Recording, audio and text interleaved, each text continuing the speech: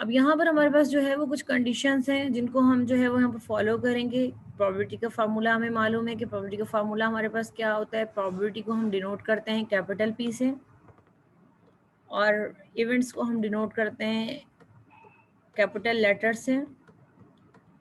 और प्रोबेबिलिटी का फार्मूला हमारे पास है number of events divide by number of sample space. अब इस फॉर्मूले को यूज़ करने के कुछ हमारे पास लॉज हैं जिनको लॉ ऑफ प्रोबेबिलिटी कहते हैं। सबसे पहले तो हमें मालूम है फर्स्ट कंडीशंस को जो हैं प्रोबेबिलिटी की जो प्रॉपर्टीज़ हैं वो हमें मालूम है कि प्रोबेबिलिटी जो होती है किसी भी इवेंट की जो प्रोबेबिलिटी होती है वो लाई करती है 0 टू किसके दरमियान में लाई करती है, बिटवीन 0 एंड 1। सबसे पहली चीज़ जो हमने डिस्कस की थी कि प्रोबेबिलिटी जो है वो किसी भी इवेंट की जो प्रोबेबिलिटी होती है वो लाई करती है 0 और 1 के दरमियान में लाई करती है। इसी तरह से सेकंड प्रोबेबिलिटी का रूल हम लोगों ने पढ़ा था कि जो प्रोबेबिलिटी होती है अगर उसका रिजल्ट जो है वो इक्वल टू 1 आ जाए इट्स मीन कि इट्स अ श्योर इवेंट और it's equal to sample space, probability of sample space. इसी तरह से हमारे पास प्रोबेबिलिटी अगर 0 हो जाए, लास्ट टाइम क्लास में हम डिस्कस कर चुके हैं इनको, स्लाइड्स में अवेलेबल है ये मटेरियल। इस तरह से probability of event equal to 0 आ जाए तो इट्स मीन कि इट्स अ इम्पॉसिबल इवेंट। इसका जो इवेंट है वो जो है वो उसमें कोई भी सैम्पल पॉइंट जो है वो लाई नहीं करेगा। इसके अलावा भी हम लोगों ने एक कॉम्प्लीमेंट रूल पढ़ा था। कॉम्प्लीमेंट रूल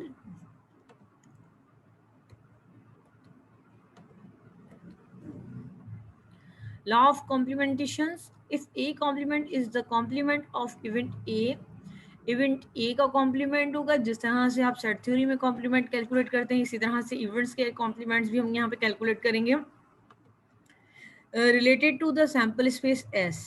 और कहाँ से हम जो यूनिवर्सल सेट है उसकी जगह पर हम यहाँ पे क्या लेंगे, सैम्पल स्पेस लेंगे।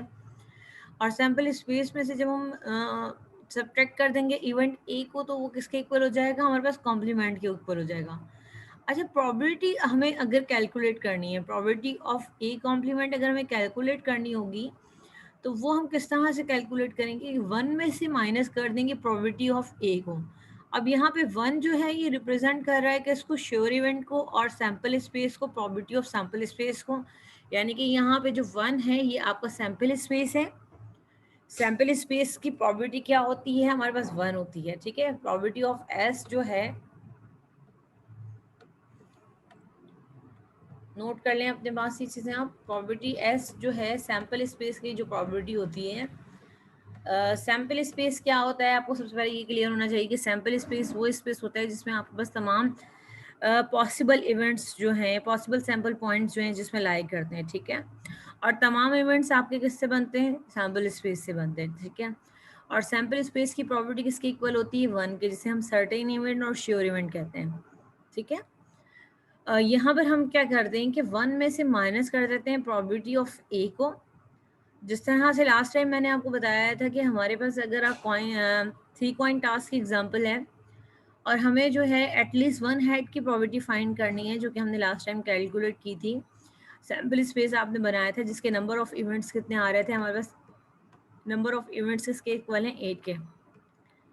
ओके, नेक्स्ट स्लाइड पे करवाती हूँ मैं आपको, अवेलेबल होगी ये एग्जाम्पल वहाँ पर। अब यहाँ देखिए कि अ coin is toss for time is succession, what is the probability that at least 1 head occurs.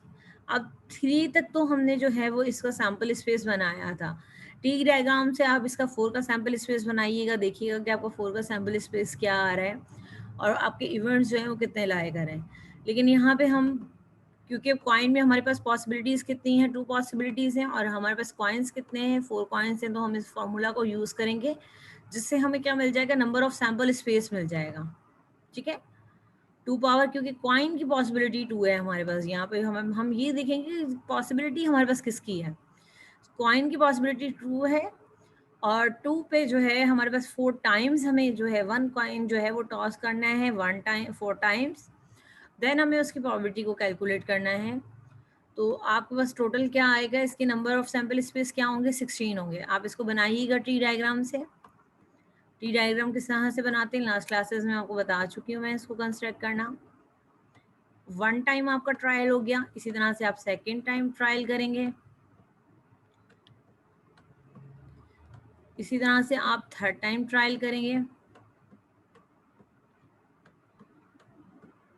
Then आप फोर्थ टाइम ट्रायल करेंगे,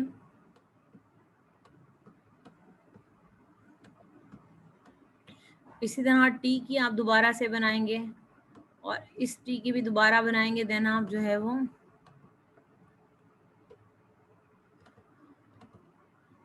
आप सैंपल स्पेस तो कंस्ट्रक्ट कर लेंगे बेटा।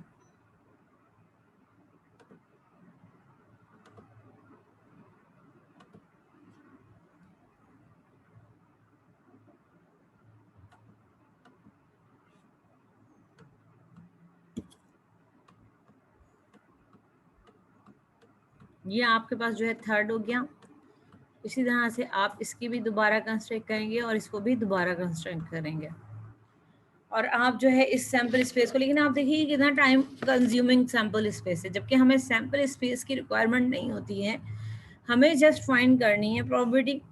तो हम इसके लिए सैंपल स्पेस पे टाइम क्यों हम वेस्ट करें, हम कॉम्प्लीमेंट फार्मूला यूज़ कर सकते हैं कि हमें मालूम है कि अगर हम इवेंट की प्रोबेबिलिटी, कॉम्प्लीमेंट की प्रोबेबिलिटी जो है हमारी हमें मालूम है कि अगर हम उसमें से इवेंट जो है उसको माइनस कर दें, अब at least one head, it's mean के नो हेड,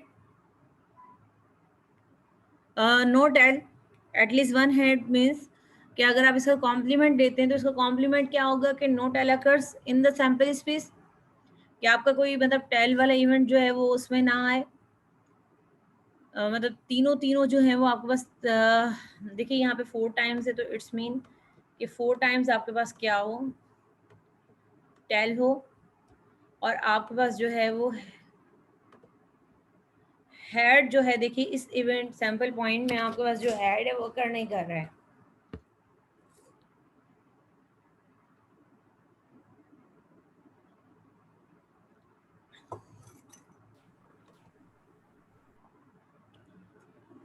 क्यों ना हम डायरेक्ट जो है ये कॉम्प्लीमेंट वाला जो इवेंट है, ए कॉम्प्लीमेंट, हम इसको ले लें, इसको आप थोड़ा सा करेक्शन कर लें, यहाँ पे एक कॉम्प्लीमेंट कर दें और ये कॉम्प्लीमेंट आप हटा दें यहाँ से। दूसरी तरह से इसको इस तरह से भी कह सकते हैं हम,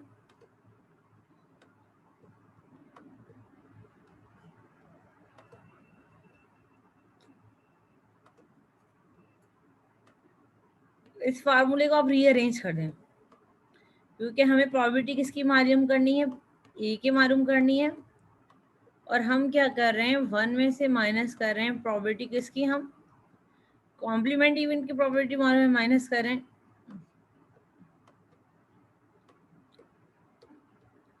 यहाँ पे भी थोड़ा सा आप इसको एक कॉम्प्लीमेंट कर दीजिएगा, इन साइड्स में थोड़ी सी आप करेक्शन कर लीजिएगा बेटा,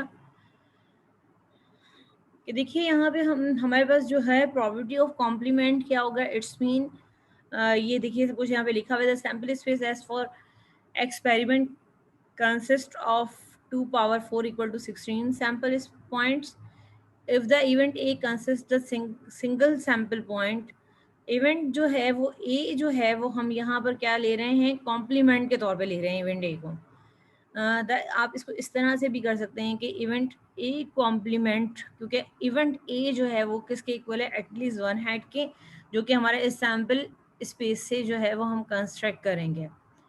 ठीक है बेटा, लेकिन हम यहाँ पे इसके अपोजिट ले रहे हैं, और कॉम्प्लीमेंट में भी यही होता है कि हमारे पास जो चीज़ होती है हम उसका अपोजिट लेते हैं। तो अपोजिट क्या होगा आपके पास के नो हेड्स अकर, तो यहाँ पर आपके पास जो इवेंट होगा वो एक सिंगल सैंपल पॉइंट होगा, जिसमें आपके पास जो है वो टेल की जो है वो आपके पास राइट ओनली आपके पास सैंपल पॉइंट होगा जिसमें टेल का इवेंट जो है वो कर हो रहा होगा। देन आपके पास प्रोबेबिलिटी ऑफ ए कॉम्प्लीमेंट क्या होगी, इक्वल टू 1/16 हो जाएगी। अब हमें प्रोबेबिलिटी ऑफ ए फाइंड करनी है, यानी कि एटलीस्ट वन हेड अकर, तो इसकी जो प्रोबेबिलिटी होगी वो हमारे पास क्या होगी कि हम 1 में से माइनस कर देंगे 1/16, तो ये हमें प्रोबेबिलिटी मिल जाएगी कि इसकी 15/16। क्लियर है बेटा, सिंप्लीफिकेशन के बाद जो है हमें इसका रिजल्ट मिल जाएगा। कोई क्वेश्चन यहाँ पे आपको? इम्पॉर्टेंट है ये। आगे जो है वो हम जब बायनोमियल डिस्ट्रीब्यूशन, पॉइजन डिस्ट्रीब्यूशन वगैरह जब हम स्टडी करेंगे उसमें हम जो है वो इसको वहाँ पे इसको फॉलो करेंगे। जब सैम्पल पॉइंट 7 इवेंट्स जो हैं वो हमारे पास कॉम्प्लिकेटेड होंगे तो वहाँ पे हम ये कॉम्प्लीमेंट रूल लगाएंगे और जो है वो इसकी कैलकुलेशन इजीली हम जो है वो कैलकुलेट कर लेंगे सैम्पल स्पेस को, सॉरी इवेंट को हम कैलकुलेट कर लेंगे, सैम्पल स्पेस नहीं कैलकुलेट करेंगे, हम इवेंट कैलकुलेट करेंगे। ठीक है बेटा, यहाँ तो कोई क्वेश्चन आपको कुछ पूछना है?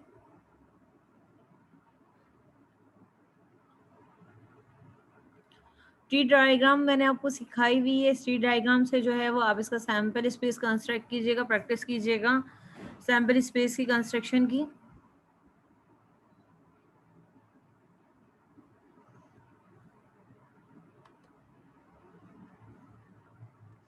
ओके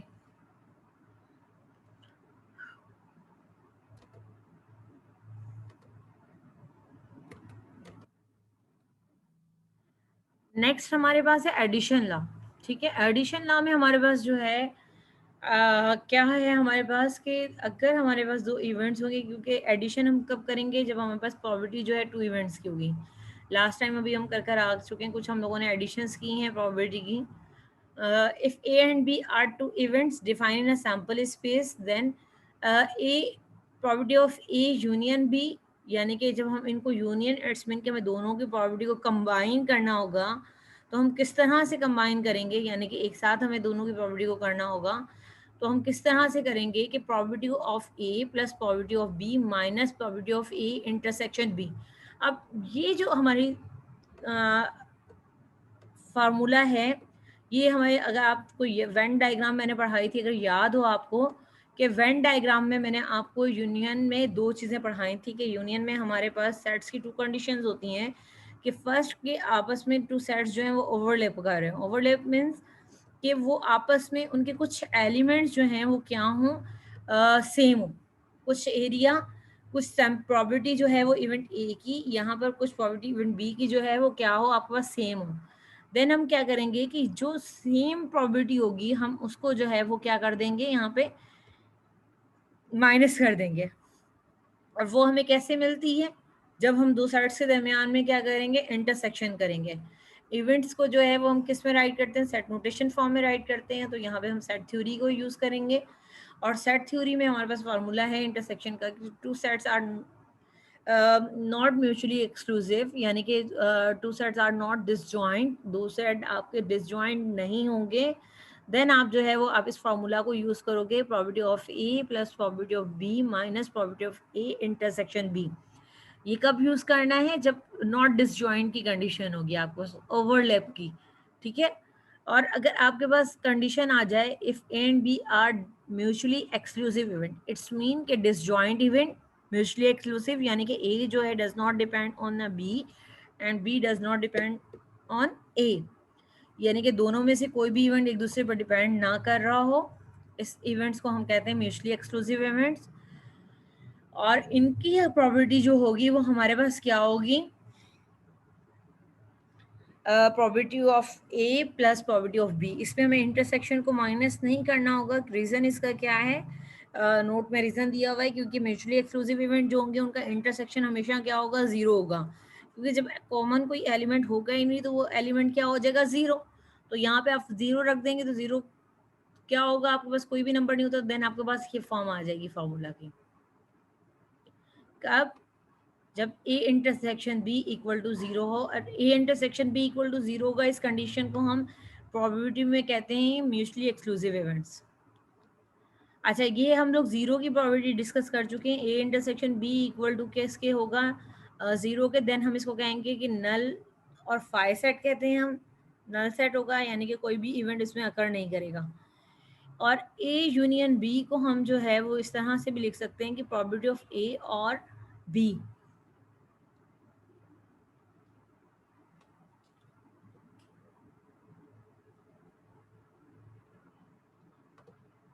प्रॉब्लम करते हैं इसकी हम सॉल्व।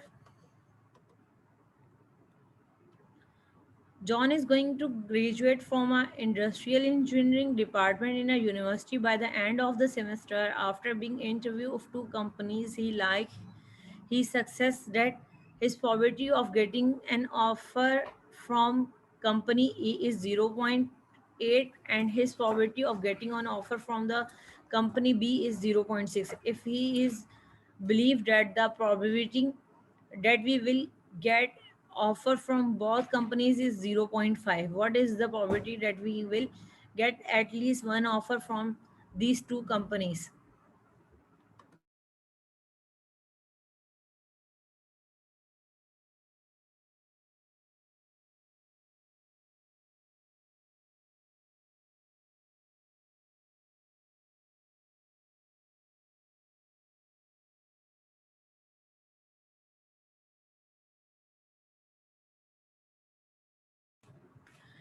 जी बेटा, प्रॉब्लम को देखा आप लोगों ने? अब यहाँ पे जो है वो इंटरव्यूज़ देने के बाद देखें कंपनी ए की जो चांसेस उसको लग रहे हैं वो क्या है, प्रोबेबिलिटी हमें गिवन है, ठीक है। यहाँ पे प्रोबेबिलिटी जो है वो हमारे पास गिवन है इस प्रॉब्लम में। कंपनी ए यानी कि probability of A, event A जो है वो इसकी क्या है 0.8 है। और इसी तरह से कंपनी बी से जो ऑफर उसे आने के चांसेस हैं, प्रोबेबिलिटी है वो क्या है उसके पास 0.6 है। लेकिन दोनों में से उसको जो चांसेस लग रहे हैं कि दोनों में से इट मे बी पॉसिबल कि 50%, 0.5 मीन्स 50% जो है उसको चांसेस लग रहे हैं कि दोनों में से किसी एक कंपनी में जो है वो उसकी हो जाएगी सिलेक्शन। अब इसे जो प्रोबेबिलिटी कैलकुलेट करनी है, at least one offer from these two companies, probability calculate करनी है कि दोनों में से उसको कितने % चांसेस होंगे उसकी प्रोबेबिलिटी के। तो किस तरह से कैलकुलेट करेंगे कि दोनों प्रोबेबिलिटीज़ को ऐड करेंगे और इसमें से जो कॉमन प्रोबेबिलिटी होगी उसको हम माइनस कर देंगे। कॉमन प्रोबेबिलिटी कौन सी है 0.5, और इसको हम रिप्रेजेंट किससे करेंगे, हम ए इंटरसेक्शन बी से हम इसे रिप्रेजेंट करेंगे और probability of A plus probability of B में से माइनस कर देंगे probability of A intersection B को। देन आपके पास रिजल्ट हो जाएगा 0.9। इट्स मीन कि 90% प्रोबेबिलिटी है इस स्टूडेंट की सिलेक्शन की।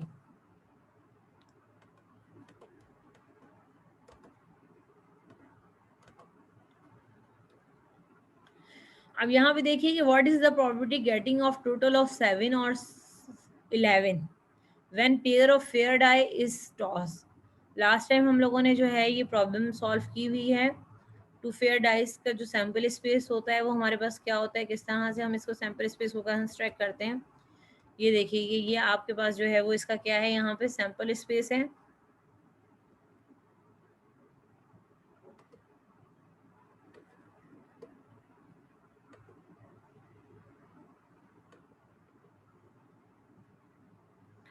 अब इस सैम्पल स्पेस में से हमें देखना है कि हमारे पास जो है वो 7 नंबर जो है वो कब आ रहा है और टोटल जब दोनों को 7 कर रहे हैं यहाँ पे टोटल 11 कब होगा।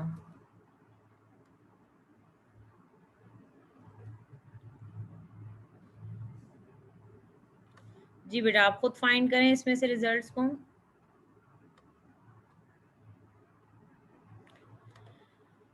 ये सैम्पल स्पेस है हमारे पास। देखिए सैम्पल स्पेस में से हमें क्या देखना है कि getting what is the probability of total 7 और 11 when a pair of fair dice is toss. अगर हम फेयर डाइस को 11 और 7 की पॉसिबिलिटी क्या होगी, देखिए 1 एंड 6 क्या होगा, आपके पास 7 के इक्वल होगा। इसी तरह से आपके पास 2 एंड 5 किसके इक्वल होगा, 7 के इक्वल होगा। 3 एंड 4 7 के इक्वल होगा। 4 एंड 3 7 के इक्वल होगा। 5 एंड 2 7 के इक्वल होगा। 6 एंड 1 किसके इक्वल होगा, 7 के इक्वल होगा। तो ये आपका इवेंट ए हो गया जिसको हमने यहाँ पे देखिए राइट किया हुआ है इस इवेंट ए को। देखिए ये टोटल आप इसका जब सम करेंगे आप इसके ईच सैम्पल पॉइंट का, तो उसका सम जो है वो किसके इक्वल होगा, हमारे पास 7 के इक्वल आ रहा है। तो नंबर ऑफ इवेंट्स कितने हो गए हमारे पास, यहाँ पे टोटल काउंट करें 6 है। इस तरह से इवेंट बी हमारे पास क्या होगा कि जिसका सम जो है वो हमारे पास क्या हो रहा है 11। 11 देखिए 3 एंड 6 का सम क्या होगा 9। इसी तरह से 4 एंड 6 का सम क्या होगा हमारे पास 10।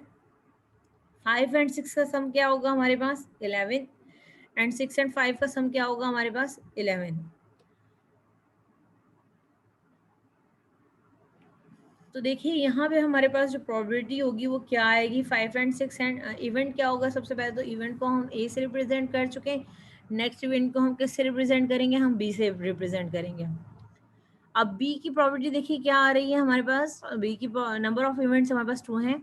इसी तरह से आप इवेंट ए की प्रोबेबिलिटी को कैलकुलेट करें, मैंने डायरेक्ट रिजल्ट लिखा हुआ है, आप इसकी प्रोबेबिलिटी को कैलकुलेट कीजिएगा। प्रोबेबिलिटी किस तरह से कैलकुलेट करेंगे हम यहाँ पर,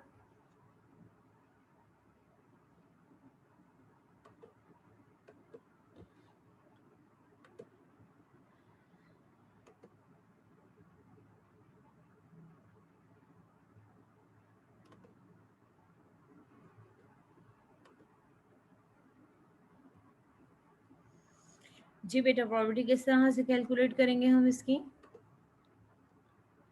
probability of A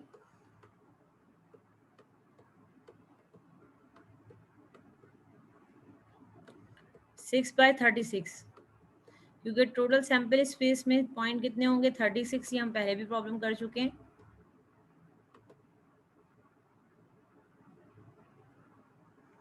ji probability का फार्मूला अप्लाई करेंगे हम, और प्रोबेबिलिटी का फार्मूला हमारे पास क्या है, number of event divide by number of sample space. Number of event हमारे पास 6 है फर्स्ट वाला, और सेकंड के सैंपल स्पेस किसके इक्वल है 36 के। डिवाइड कर दीजिए 6 को 36 से, क्या रिजल्ट आएगा 1/6। तो देखिए यहाँ पे 1/6 probability of A event A की प्रोबेबिलिटी यहाँ पे गिवन की हुई है। इसी तरह से प्रोबेबिलिटी ऑफ बी 2/36,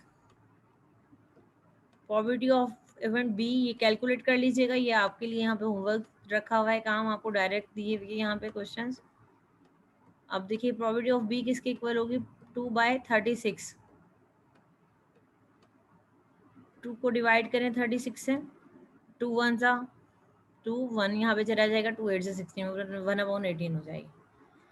अब देखिए कि इवेंट्स जो हैं इवेंट ए और इवेंट बी में कोई भी कॉमन पॉइंट नहीं है।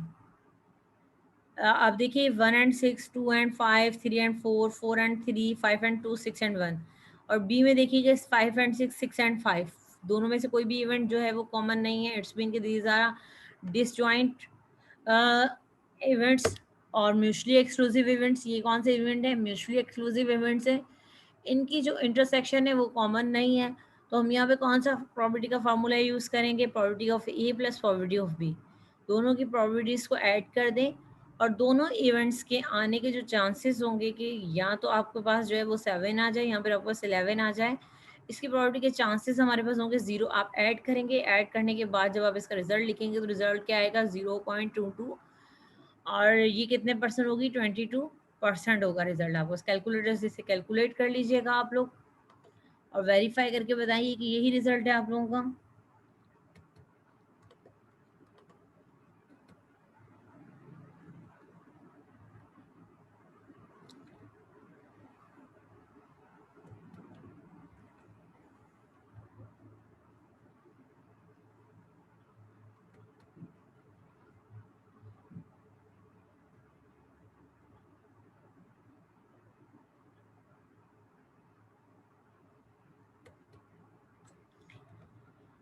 ये 2 प्रॉब्लम्स आपके लिए होमवर्क है, आप इनको देख लीजिएगा। If one card is select at a random of 52 cards playing card, what is the probability that card is club और अ फेस कार्ड और बोथ।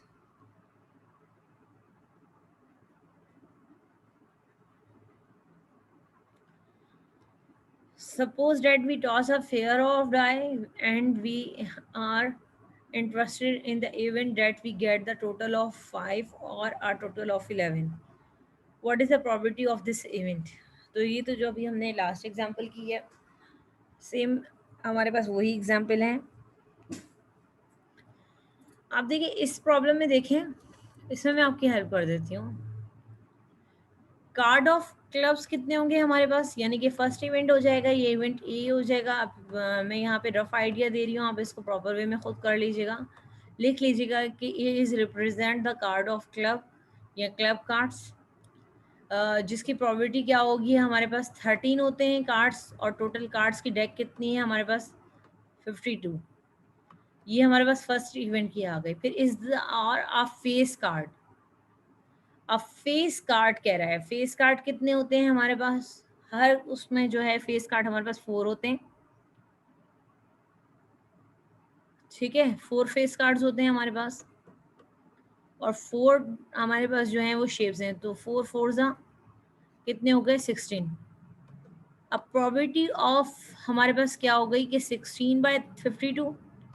लेकिन प्रॉब्लम ये है कि बेटा देखिए 52 फेस कार्ड्स जो बी के हैं वही फेस कार्ड्स जो हैं वो इस इवेंट ए में भी लाए कर रहे हैं, क्योंकि जो क्लब के फेस कार्ड्स हैं वो कितने हैं हमारे पास 4 होंगे।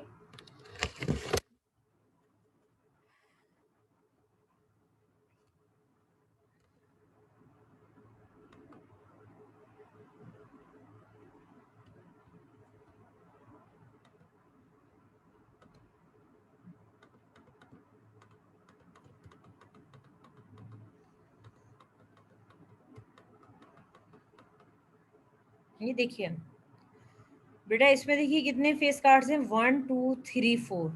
ठीक है, 4 हमारे पास क्या हो गए,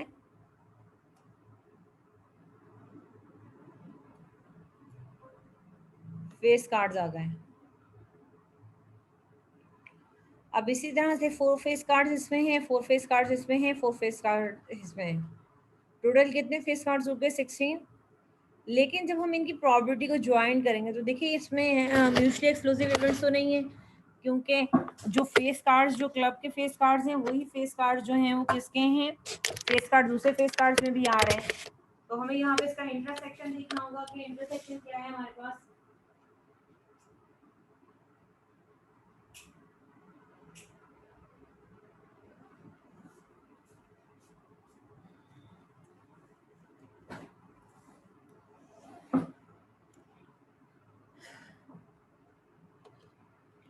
अब इसकी इंटरसेक्शन क्या होगी कि इसके इंटरसेक्शन में ये 4 फेस कार्ड्स हमारे पास कंबाइन होंगे।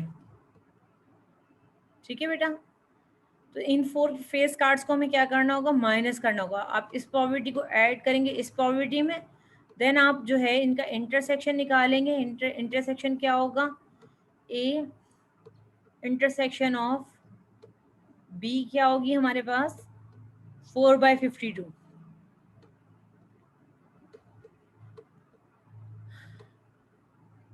स्क्रीनशॉट ले लें आप इसका, यहाँ पे प्रॉब्लम नंबर नोट कर लें